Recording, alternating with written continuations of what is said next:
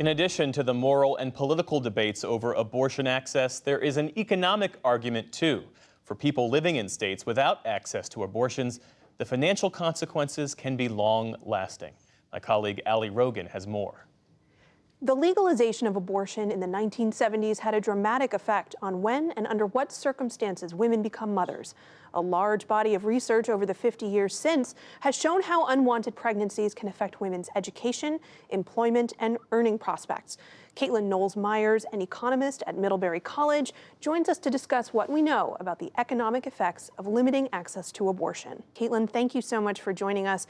A lot of the costs of having a child seem self-evident, I think, to a lot of people. It's obviously a very expensive undertaking, but there is empirical data that shows how being denied an abortion can transform a person's financial well-being. Tell us about that data. Sure. So economists know that whether and when to have a child is one of the most economically significant decisions that a woman will make in her lifetime.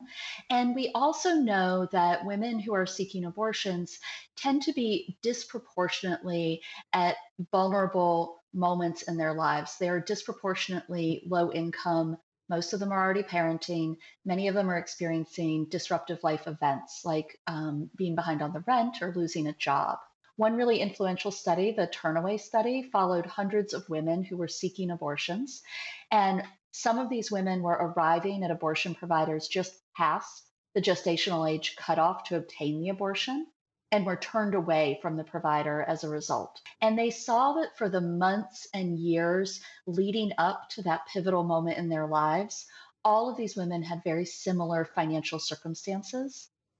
But at this moment, when a group of them was turned away from the abortion they wanted to have, they experienced about an 80% increase in adverse credit events like bankruptcies compared to the women who received the abortions that they wanted. Now, on the flip side, of course, it seems that the way that this ruling came down means that access to people in certain socioeconomics, certainly certain racial subgroups, are going to be able to maintain access even if restrictions in the state in which they live tighten. So I'd love to ask, is that access really going to become stratified depending on what socioeconomic and what racial groups people fall into? Yeah, we have a lot of empirical evidence to suggest that the answer is yes, that the Dobbs decision and the overturning of Roe isn't going to eliminate abortion access for all American women, but rather it's going to create really substantial inequality in access. What we've seen suggests that about three-quarters of the women who live in areas where access is about to decline are still going to find a way. They are going to scrimp, they are going to struggle, but they are going to find a way to make those trips to the states where abortion remains legal. But about a quarter of women, based on what we know, are likely to end up trapped by poverty, trapped by their personal circumstances, like being in abusive relationships, and are unlikely to be able to get out. And perhaps not surprisingly, the women who end up trapped are disproportionately poor, they're disproportionately young, they're disproportionately women of color. And to that point, there are some abortion funds that have said, there are organizations that say they're going to help support women to make sure that they can afford the abortions. But they don't necessarily mention some of those hidden costs that you mentioned, the cost of childcare while pursuing an abortion, the cost of travel. Do you anticipate that those hidden costs are going to be things that prevent some people from pursuing abortions? Yeah, we've seen it before, even with the presence of these types of funds and this types of access. And I don't mean to imply they won't make a difference to people's lives. These funds absolutely are going to end up helping women who otherwise could not travel find a way out. But it's also the case that making trips like these will be trips for many women of hundreds or even thousands of miles round trip.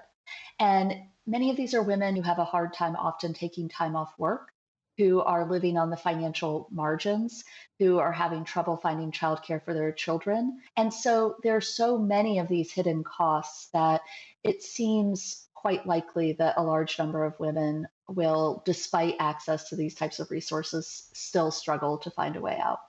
And very quickly, I want to ask you, in the Dobbs case, lawyers for the state of Mississippi argued that policies like parental leave and child care, which weren't as prevalent when Roe was initially decided, quote, facilitate the ability of women to pursue both career success and a rich family life, putting aside the fact that not everybody wants both of those things. What's your response to that? The reality is, most American women still don't have access to paid family leave, particularly poor women, particularly low income women who are seeking abortions. And even if they find a way to subsidize or pay for childcare, many of these women work in what's called shift work. They have very unpredictable schedules, which make it really difficult to schedule childcare. So I'm not denying that all sorts of policy advances have facilitated work life balance. But I also think that parents still face substantial logistical and financial challenges, and that they're even greater for low income families. Caitlin Knowles-Myers, economist at Middlebury College, thank you so much for your time. Thank you for having me.